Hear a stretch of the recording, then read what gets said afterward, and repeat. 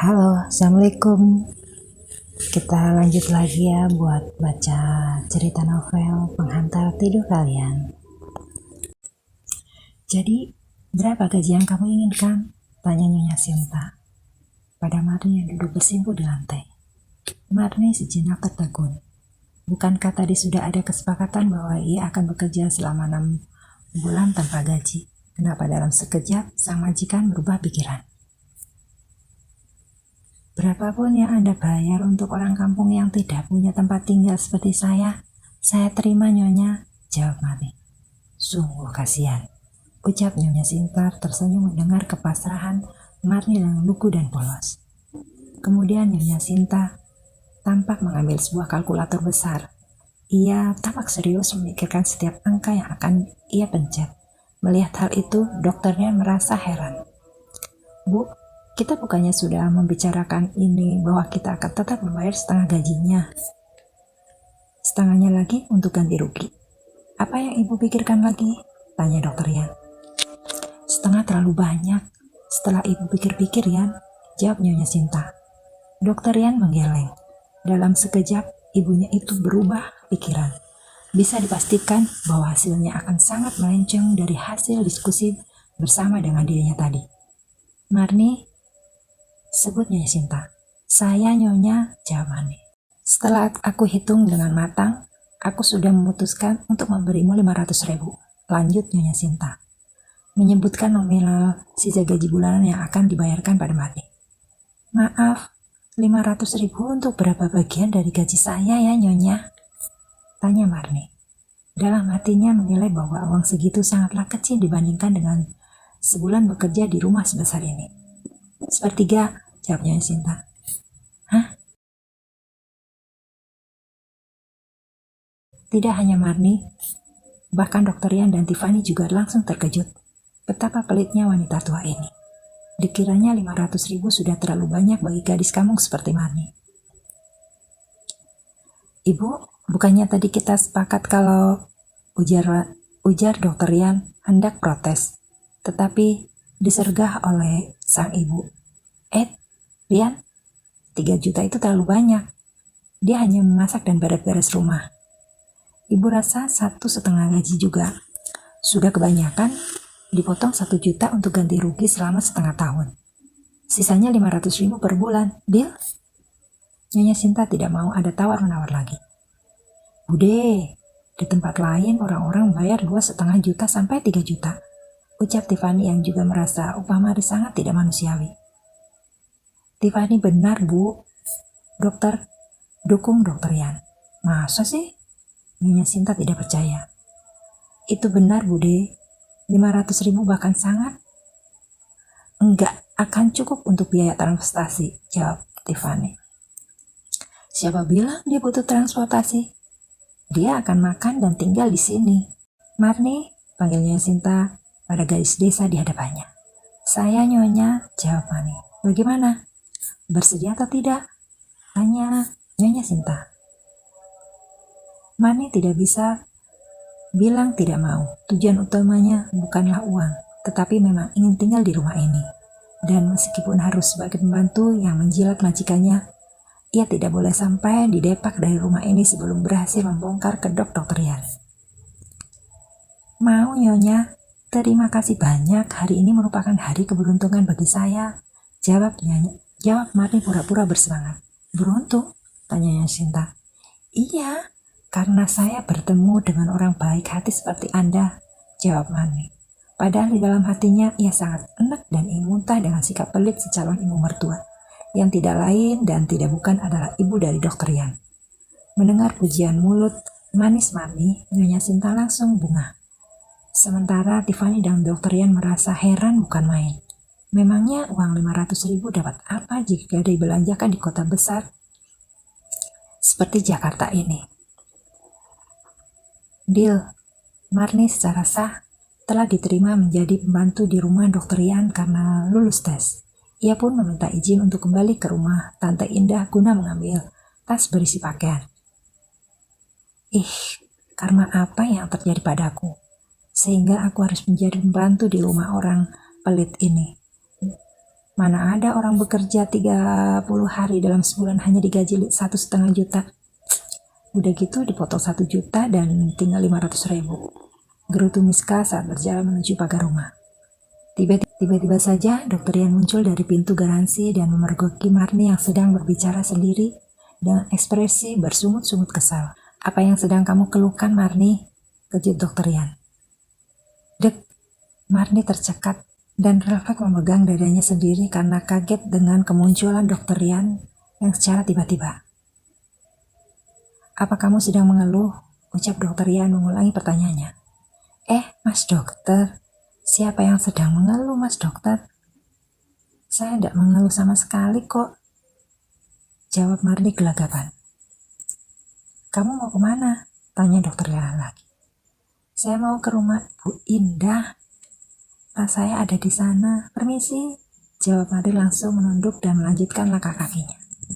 Akan tetapi, ia kembali menghentikan langkahnya begitu terdengar suara Dr. Yan memintanya untuk berhenti. Tunggu, seru Dr. Yan. Ya ampun, kenapa kamu suka sekali memanggilku? Gumam Marni dan ia pun berbalik. Ada apa Mas dokter? Tanya Marni. Ini ambillah. Dr. Yan menyodorkan sejumlah uang yang terlihat banyak kepada Marni. Alih-alih menerimanya, Marni justru menangis sesungguhkan karena mengira itu adalah pesangon untuknya yang berarti masa bekerja di rumah Dr. Yan telah berakhir.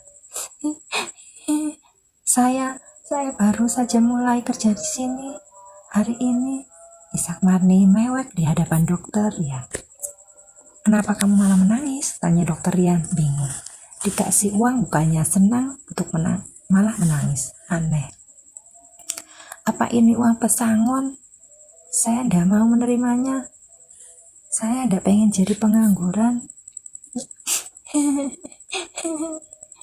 Ini bukan pesangon. Aku gak memecat kamu, jawab Dr. Yan. Lalu ini apa? Marni bertanya. Tangisan gadis culun dan Deso itu mulai mereda setelah dikatakan oleh Dr. Yan bahwa uang itu bukanlah pesangon, melainkan gajinya khusus dari sang dokter tanpa sepengetahuannya Sinta. Begini, ibuku hanya memberimu 1,5 juta, tapi harus dipotong 1 juta dan kamu hanya menerima 500.000. Jadi aku memberimu gaji lebih. Aku memberimu tambahan 3 juta setiap bulannya. Total gajimu 4,5 juta.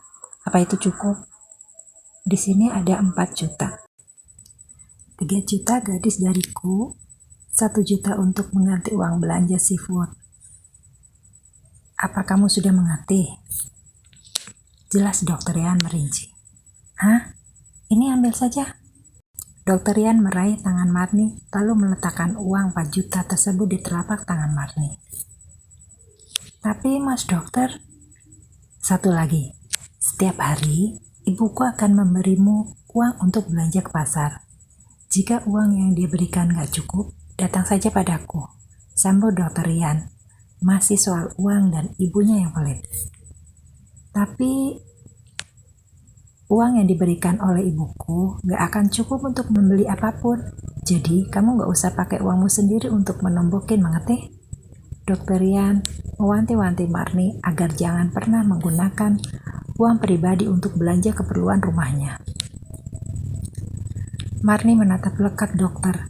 Hatinya seketika tersentuh dan bertanya-tanya kenapa calon suaminya ini saat ini terlihat lebih baik dan pengertian. Ia jadi ragu akan anggapan bahwa Dr. Yan hanya memanfaatkan perjodohan dengan dirinya hanya untuk melunasi hutang-hutang keluarga Gunadarma. Mengerti tidak? Tanya Dr. Yan memboyarkan lamunan Marni. Mengerti. Terima kasih banyak Mas Dokter. Kamu sangat baik dan pengertian. Terima kasih banyak, jawab Marni. Gadis itu menggenggam erat uang di telapak tangannya. Ia juga buru-buru lari keluar pagar karena khawatir Dr. Yan bisa membaca sorot matanya yang mulai berubah. Bisa-bisa dalam waktu yang bersamaan dirinya akan ketahuan kalau ia sebenarnya adalah Miska. Sesampainya di rumah Tante Indah, Miska menceritakan semuanya kepada Dinda sembari menunjukkan uang 4 juta pemberian dari Dr. Rian tanpa sepengetahuan Nyonya Sinta. Mendengar dari ceritamu, Dr. Rian seperti yang diceritakan orang-orang ya. Dia orang yang baik, ujar Dinda menanggapi berita sahabatnya. Entahlah Din, aku masih belum yakin tentang Dr. Rian. Jawab Miska. Maksud kamu akan tetap jadi Marni untuk waktu yang lama? Tanya Dinda. Iya. Berapa lama? Sampai aku membuka kedok keluarga Gunadarma, terutama Dr. Rian. Yang mana dia bukanlah pria yang cocok untuk menikah dengan Miska Chandra di muka. Jawab Miska yang tampak yakin dengan tujuan awalnya. Keesok harinya, di rumah Dr. Rian, Tiffany sedang menghidangkan beberapa potong roti manis yang dibelinya untuk bisa dimakan bersama Nyonya Sinta dan Dr. Rian.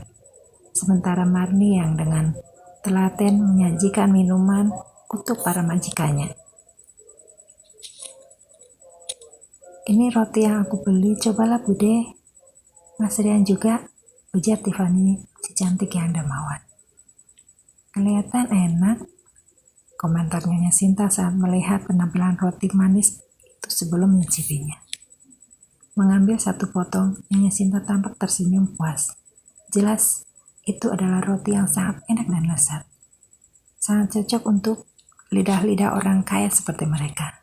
Gimana Bude, apa enak? Tanya Tiffany menunggu pendapat Nyonya Sinta. Iya, sangat enak. Di mana kamu belinya? Aku bisa menyuruh Marni pergi untuk membelinya lain kali, tanya Nyonya Sinta. Di toko roti kincir angin, tokonya sangat terkenal. Kita harus berbaris dulu untuk belinya. Sepotong harganya Rp65.000, jawab Tiffany. Hah? 65.000? Ngapain dibeli? Kue sekecil ini harganya sangat mahal. Lain kali beli roti di serba 10.000 aja. Di sana kamu bisa tebus murah biskuit juga. Kalau datang agak malam, mereka membagikan sisanya hanya dengan membayar sepertiga harga roti. Oceh Nyonya Sinta yang syok begitu tahu roti yang dimakannya seharga 65.000. Padahal 3 kali gigit sudah habis. Kalau di toko yang Nyonya maksud harganya murah dan masih ada sisa, itu pasti karena rasanya ndak seenak roti orang kaya kan? Celetuk Marni yang ikut berkomentar. Dr. Rian mendengar komentar Marni tersebut. Ia merasa pembantunya ini terlalu banyak tahu dan terlalu pandai bicara. Jika menelisik dari latar belakang, katanya pure kampung alias deso. Bagaimana mungkin seorang yang kampungan bisa mengatakan perbandingan antara roti murah dan roti orang kaya? Ngomong-ngomong, apa kamu pernah memakan roti orang kaya sebelumnya, Mar? Kok tahu roti yang murah gak seenak roti orang kaya? Tanya Dr. Rian, memancing Marni akan perlihatkan kepandaiannya yang lain. Oh, itu hanya tebakan saya saja, dokter. Begini, harganya saja 65.000 per potong. Kalau itu tidak enak, mereka tidak akan mungkin bisa menjualnya karena tidak akan ada yang mau beli. Hanya karena saya terlihat kampungan begini bukan berarti saya ini bodoh loh dokter, jawab Marni mengatasnamakan logika. Sejatinya ia memang seorang wanita cerdas dan kaya raya karena ia adalah Miska Chandra di muka. Aku gak bilang kalau kamu bodoh, aku hanya bertanya. Maaf kalau kamu tersinggung. Permisi, pungkas Dr. Rian lalu meninggalkan meja makan karena ia harus segera pergi ke klinik. Marni lagi-lagi terkejut. Bagaimana tidak terkejut? Orang yang ia pikir galak dan sombong bahkan tidak segan untuk mengucapkan kata maaf hanya kepada seorang pelayan seperti dirinya. Sekali lagi Marni jadi ragu dan semakin penasaran sebenarnya orang macam apa Dr. Rian ini. Di waktu yang sama, Nyonya Sinta menyuruh Marni untuk membuang sampah ke depan sebelum mobil sampah terlewat. Gadis itu berlari tergopoh-gopoh sembari menenteng kantong hitam berisi sampah. Di depannya pun tengah berjalan Pak Dokter menuju garasi mobil. Namun tiba-tiba Dokter Rian menghentikan langkahnya dan Marni yang berjalan cepat tidak sempat mengerem sehingga menabrak punggung Dokter Rian. Aduh! Rintik gadis itu saat tubuhnya ambruk setelah menabrak punggung Dokter Rian. Kenapa kamu mengikuti aku? Tanya Dokter Rian yang tidak ikut terjatuh. Tubuh tinggi itu masih tetap berdiri kokoh di tempatnya. Saya tidak mengikuti Mas Dokter. Saya mau buang sampah, jawab Marni. Marni segera bangkit dan mengambil kembali kantong plastik hitam berisi sampah. Dokter Rian pun juga melanjutkan langkahnya. Hanya saja ia agak tidak percaya dengan pembantu baru ibunya itu. Tiba-tiba ia kembali berhenti untuk memastikan bahwa Marni benar atau tidak sengaja mengikutinya. Dan hasilnya, lagi-lagi Marni terjatuh karena menabrak punggung Dokter Rian untuk kedua kalinya. Mas Dokter, kenapa kamu berhenti mendadak lagi? Aduh, rintih gadis itu. Ini bukan mengikuti namanya, tanya Dokter Rian. Enggak, sumpah. Saya benar-benar tidak mengikuti Mas Dokter, bantah Marni. Gadis itu membenarkan posisi kacamata kotak besarnya yang melorot. Ia lalu berdiri, berhadapan dengan Dokter Rian yang beda tinggi dengan dirinya. Kenapa melihat saya begitu? Atau jangan-jangan Mas Dokter lagi mikir kalau saya suka sama Mas Dokter ya? Asal tahu saja ya, meskipun saya culun dan desu begini, tapi saya ini dari keluarga baik-baik dan saya orangnya juga pilih-pilih, omel Marni. Pergilah buang sampah itu sebelum aku buang kamu ke sampah juga, setak Dokter Rian. Ya Allah Gusti, galak banget, keluh Marni. Jangan ikuti aku lagi, oke? Lanjut Dokter Rian memperingati Marni. Oke, jawab Marni mengangguk cepat. Baru saja beranggapan bahwa Dokter mungkin orang yang baik dan pengertian, tetapi dalam sekejap dipatahkan oleh sikap galak yang tiba-tiba muncul. Marni jadi semakin penasaran dengan sosok Dokter Rian sebenarnya. Nyonya, aku kembali Nyonya. Seorang gadis muda tampak berteriak-teriak di dapur pagar rumah keluarga Gunadarma. Ia terus memanggil sang nyonya di bawah terik matahari yang menyangat. Marginal yang mendengar suara teriakan tanpa menekan bel itu pun berlari dan membuka pagar untuk melihat siapa gerangan yang datang. Maaf, kamu ingin bertemu dengan siapa di sini? Tanya Marni. Apa nggak ada orang di rumah? Tanya wanita yang usianya kurang lebih sama dengan Marni atau mungkin hanya terpaut setahun atau 2 tahun lebih tua ketimbang Marni. Ada, aku juga terlihat seperti orang kan? Kamu ini siapa? Dan ingin bertemu dengan siapa? Tanya Marni lagi. Aku mau ketemu sama Nyonya Sinta, jawab wanita muda itu. Kamu siapa? Tanya Marni mengulang pertanyaan yang sama. Kamu bisa memanggilku Catherine, jawab si wanita muda, hanya menyebut nama tetapi tidak menjelaskan hubungan kekerabatan apapun dengan pemilik rumah. Membuat Marni masih waspada dan enggan mempersilahkan ia masuk. Catherine siapa ya? Baru saja Marni bertanya, tiba-tiba Nyonya Sinta muncul dan mengejutkan keduanya. Catherine apa? Sentak Nyonya Sinta. Nyonya. Hei Katiam, kamu ini sudah pergi meninggalkan rumah hampir 2 bulan lamanya. Sekarang tiba-tiba muncul. Apa yang kamu inginkan, Sentak Nyonya Sinta lagi. Ternyata Nyonya Sinta mengenal wanita muda yang dipanggil Hei Katiam adalah pembantu rumahnya sebelum Marni. Aku mau kembali bekerja, Nyonya. Tolong terimalah aku, ujar Katiam. Di sini sudah ada pembantu, jawab Nyonya Sinta. Nyonya, aku mohon please. Katia mengiba, menyatukan kedua telapak tangannya memohon kepada pemilik rumah. Nyonya Sinta yang dingin itu melirik wajah memelas Katiem. Ia memang pelit dan kejam, tetapi juga sesekali tidak tega pada orang seperti Katiem yang sudah mengabdi padanya sejak lama. Kalau kamu memaksa, gajimu hanya separuh, ujar Nyonya Sinta. Hah? Aku mohon jangan begitu, Nyonya. Selama ini aku makan nasi hanya dengan garam dari hari ke hari. Jangan potong gajiku, Nyonya. Katia mencoba bernegosiasi. Tidak mau ya? Kalau begitu, bawa barang-barang kamu ini dan pergi dari sini. Usir Nyonya Sinta karena Katiem tidak mau sepakat dengan tawarannya. Melihat drama menyedihkan di depan mata, Marni jadi tidak tega.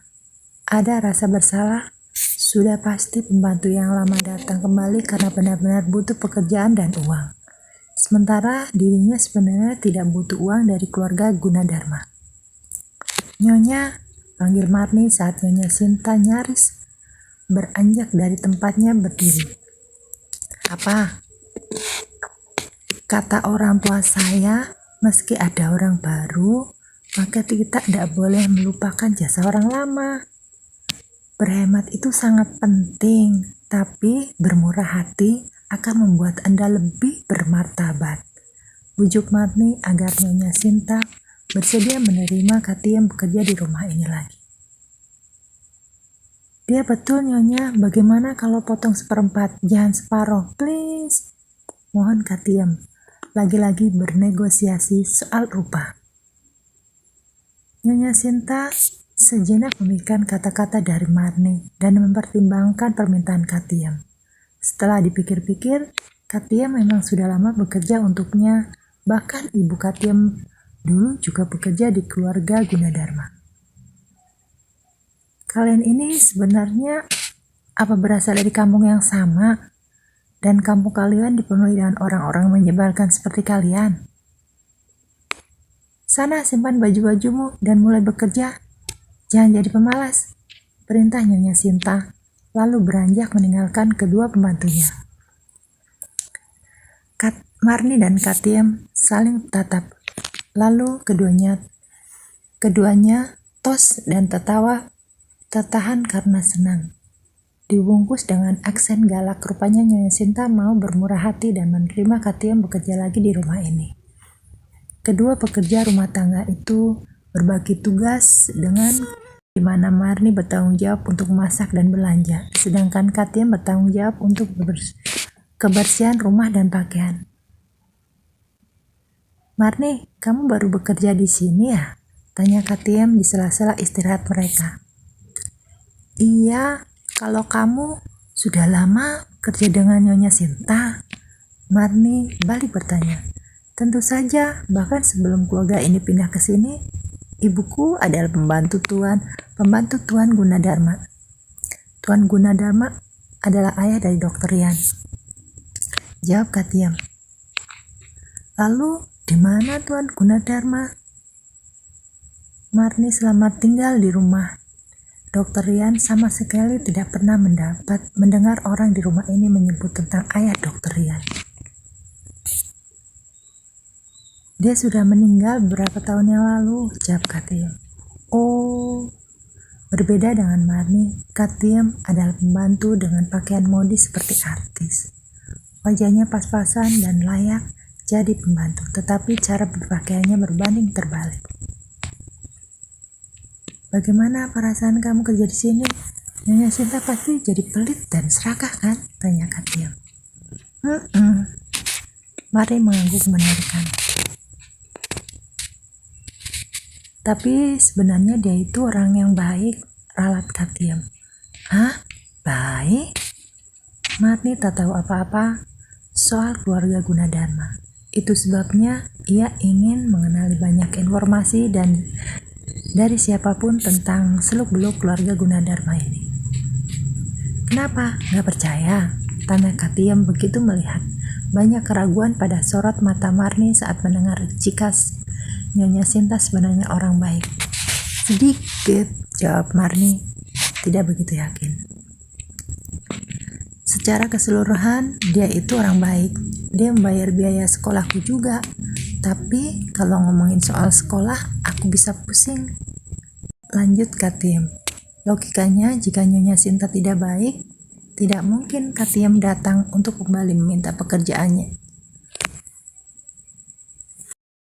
Untuk kembali meminta dipekerjakan oleh ibu dari dokter Yan tersebut. Kenapa emang? Tanya Marni. Haha, nggak ada. Aku hanya bercanda. Aku hanya sangat malas untuk belajar. Jadi aku hanya tamat SMP, jawab Katiem. Oh, tapi sebenarnya aku punya mimpi. Aku ingin menjadi seorang artis seperti Natasha Wilona. Jadi aku bisa punya pacar seorang seperti Farel Bramasta. Tapi kalau aku nggak bisa punya pacar seperti Farel Bramasta, Dokter Yan juga nggak agak mirip kan? Hehe, seluruh pembantu bergaya modis itu. Farel Bramasta mirip Dokter Yan? Tanya Marni. Marni bergidik. Ia bertanya-tanya pada dirinya sendiri yang benar saja. Dokter Yan mirip Farel Bramasta. Apa hanya Katiem saja yang punya pendapat begitu? Setidaknya, Dokter Yan adalah pria yang paling baik yang pernah kutemui. Sambung Katiem. Tadi memuji ibunya, sekarang memuji putranya. Kamu yakin Dokter Yan adalah orang yang baik? Tanya Marni. Tentu saja, Dokter Yan menghormati orang gila. Banyak sekali pasien yang sudah dia tolong dan sembuh, jawab Katiem. Sorot matanya tampak berbinar-binar karena kagum pada sosok dokter muda itu. Benarkah? Kenapa dia tidak mengobati ibunya sendiri kalau dia sehebat itu? Cibir Marni, tetapi langsung dibantah oleh Katiem. Mulutmu sangat gak sopan, Katiem tampak begitu hormat pada majikannya, sementara Marni yang suka bercanda menggunakan majikannya sebagai lelucon. Aku ndak serius loh ya, ralat Marni. Catherine, protes Katiem. Tidak bersedia dipanggil Liam oleh rekannya sesama pembantu. Iyo Catherine, tahukah kamu kalau Dokter Yan itu sangat mencintai ibunya? Teramat sangat dan paling utama, apapun yang Nyonya Sinta bilang untuk dikerjakan, dia pasti akan melakukan apapun itu. Lanjut Katiem mengulas betapa penurutnya Dokter Yan kepada Nyonya Sinta. Seperti dia menyuruh anaknya untuk menikah denganku kan? Ceplos Marni. Nikah dengan siapa? Katiem memperjelas. Marni langsung sadar bahwa dirinya saat ini adalah gadis culun deso yang bekerja sebagai pembantu di rumah Dokter Yan. Ia bukanlah Miska Chandra di muka sekarang, maka dari itu ia pun buru-buru meralat ucapannya. Ndak, aku hanya asal bicara, ralat Marni. Oh, kukira kamu halu, ucap Katiem lega. Oh iya, jam segini kita ngapain ya? Tanya Marni mengalihkan topik pembicaraan. Gak usah ngapa-ngapain, Nyonya sedang tidur siang, bangunnya nanti sore. Kalau ada yang berisik, nanti dia marah, jawab Katiem yang hafal betul kebiasaan majikannya. Oh, kalau begitu aku pergi dulu ya.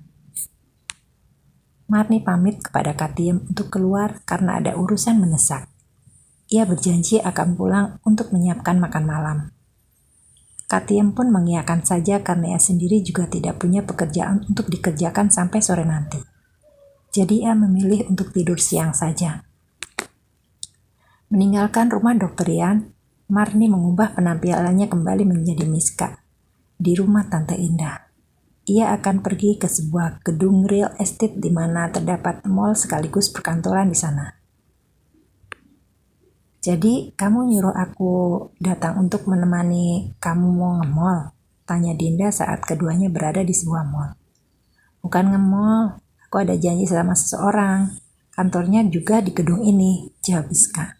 Siapa? Tanya Dinda. Kamu ingat Pak Pandu, pemilik Hermans Interior Design? Tanya Miska.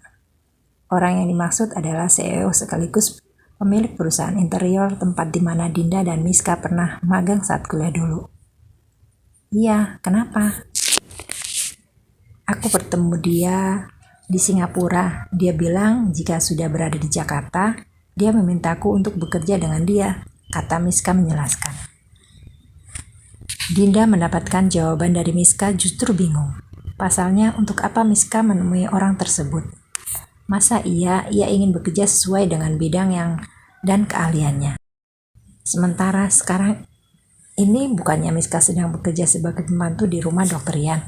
Apa iya seorang Miska Chandra di muka perlu punya banyak pekerjaan demi uang?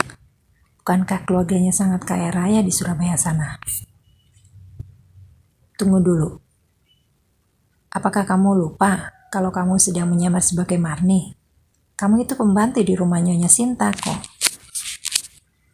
Kata Dinda.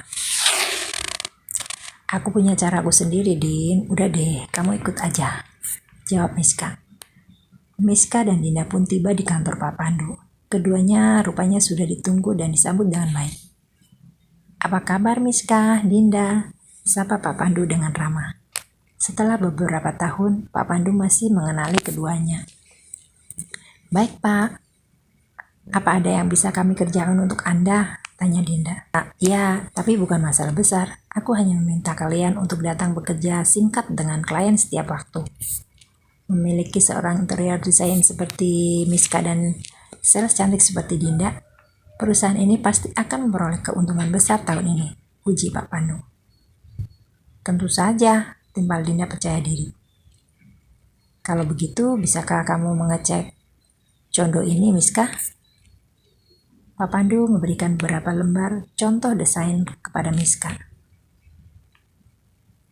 Apa yang kalian inginkan? Tanya Miska. Klien kita menginginkan gaya modern, jawab Pak Pandu. Baik Pak, Miska dan Dinda melihat-lihat sketsa dan contoh desain dari Pak Pandu. Sepintas terlihat akan cepat diselesaikan, kecuali butuh revisi sana-sini nantinya. Bagaimana? Tanya Pak Pandu. Pak, aku hanya menyelesaikan pekerjaan ini dalam beberapa hari, jawab Miska. Bagus. Kalau begitu, kami pamit dulu. Miska dan Dinda pun undur diri. Dalam beberapa menit kemudian, setelah kepergian keduanya dari ruang Pak Pandu, Dr. Rian dan Rizka datang untuk bertemu dengan Pak Pandu. Tok tok tok tok tok. Masuk. Sibuk ya? Tanya Risa. Enggak. Hai dokter, silakan duduk. Pak Pandu tampak ramah juga menyambut Dr. Rian yang datang bersama Risa. Terima kasih, aku hanya mengantar Risa. Tolak Dr. Rian. Rian, duduklah dulu, pinta Risa yang sebenarnya ingin ditemani lebih lama. Kamu selesaikan aja urusan kamu. Aku akan berkeliling mall. Telepon aja jika sudah selesai, ucap Dr. Rian, lalu meninggalkan ruangan Pak Pandu. Risa merasa agak kecewa karena ditinggal begitu saja di ruang Pak Pandu. Bagaimanapun juga gadis itu maunya nempel terus pada Dr. Rian. Baiklah Risa, apa yang bisa aku bantu? Tanya Pak Pandu pada Risa. Usai dari kantor Pak Pandu, Miska dan Dinda kembali memasuki mall untuk melihat-lihat toko buku. Namun baru sampai depan store book, Dinda sudah gelisah karena sedari tadi menahan berkemih. Desain yang Pak Pandu berikan padaku membutuhkan banyak revisi. Itu sudah nggak lagi modern. Aku akan melihat-lihat buku dulu di sini. Tunjuk Mariska pada sebuah toko buku di dalam mall. Kamu duluan deh. Aku mau pipih, ujar Dinda. Oke, pergilah. Aku akan menunggu di dalam. Mencari-cari pada rak sesuai dengan kategori, Miska masih belum menemukan buku yang ia cari. Selama di Singapura, ia melihat beberapa buku bagus di internet dan berencana untuk membelinya begitu sampai di Indonesia. Gak ada, keluh Miska saat melihat rak-rak itu tidak memajang buku yang ia cari. Tidak menyerah, Miska masih berkeliling. Pucuk dicinta, ulang pun tiba. Buku yang ia cari, tinggal satu-satunya, kini terpampang di sebuah meja pameran. Ada satu di pameran. Wah, hari ini hari keberuntunganku, tanya Miska. Gadis itu tampak semangat buru-buru berjalan cepat menuju buku tersebut. Akan tetapi, saat hendak mengambilnya, tiba-tiba sebuah tangan pria lebih dulu menyambar buku tersebut. Aku mengambilnya duluan, seru Miska. Rupanya pria itu bukan orang yang ingin berebut dengan Miska. Alih-alih ngotot, pria itu justru peminta maaf. Maafkan aku, ujarnya lembut. Suaranya sungguh familiar terdengar di indera pendengaran Miska. Betapa terkejutnya Miska, ternyata pria tersebut adalah Dr. Ian. Miska buru-buru menundukkan kepalanya agar Dr. Ian tidak menatapnya dengan jelas. Gak apa-apa, permisi, ujar Miska langsung buru-buru pergi. Dr. Ian, pria sopan, tidak akan membuku orang lain. Ia segera mengajar gadis itu untuk membiarkan si gadis memiliki buku tersebut. Mbak, tunggu. Miska mengabaikan panggilan Dr. Ian. Sayangnya dokternya. Mbak, ada apa? Miska terus membuang muka. Ini bukumu. Gak usah, ambil aja. Tolak Miska lalu beranjak. Mbak, tunggu dulu. Miska kembali dicegat oleh Dr. Ian. Ada apa lagi? Miska masih terus melihat ke lantai. Aku gak akan mengambilnya. Buku ini tinggal satu. Ini, kamu bisa memilikinya. Ujar Dr. Ian sembari menyodorkan buku itu di tangannya kepada Miska. Gak juga gak apa-apa. Aku tadinya cuma lihat-lihat. Kok aku gak pengen beli. Permisi, ungkas Miska. Gak juga gak apa-apa. Aku tadinya cuma lihat-lihat. Kok aku gak pengen beli. Permisi. Oh, salah. Gak juga gak apa-apa. Aku tadinya cuma lihat-lihat kok. Aku gak pengen beli. Permisi, ungkas Miska. Gadis itu segera pergi. Ia berjalan. Gadis itu segera pergi. Ia berjalan semakin cepat sampai hampir bertabrakan dengan pengunjung lain. Kendati demikian, Miska tetap tidak berani menoleh ke belakang. Pada waktu yang tepat, ia berpasangan dengan Dinda di luar toko buku. Miska segera meninggalkan tempat itu dan beralih ke sebuah kafe untuk memesan kopi es agar menghilangkan kegugupannya. Apa? Terus kamu gak jadi beli? Pokoknya lama kamu cari buku itu? Kejut Dinda setelah mendengar cerita Miska. Iya, tapi kalau aku mengambilnya, aku akan hancur, jawab Miska. Ia tidak lupa kepada Dr. Ian, tetapi tampaknya berbeda dengan Dr. Ian yang sudah tidak ingat dengan dirinya setelah 2 kali bertemu. Pertama di bandara 2 di depan pagar rumah Dr. Ian. Kamu sangat ahli soal menakuti orang. Lihatlah, sekarang Dr. Ian gak mengingatmu kan? Kamu dan Mani juga jauh beda, kata Dinda. Meskipun dia bisa atau gak membedakan aku dan Marni, mau dia melihat wajahku lama-lama, bantah Mar.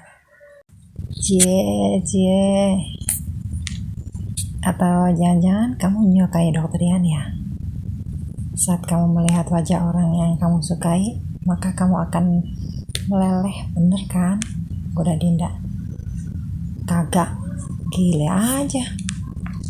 Mika bersungut-sungut, tidak terima dengan dugaan Dinda.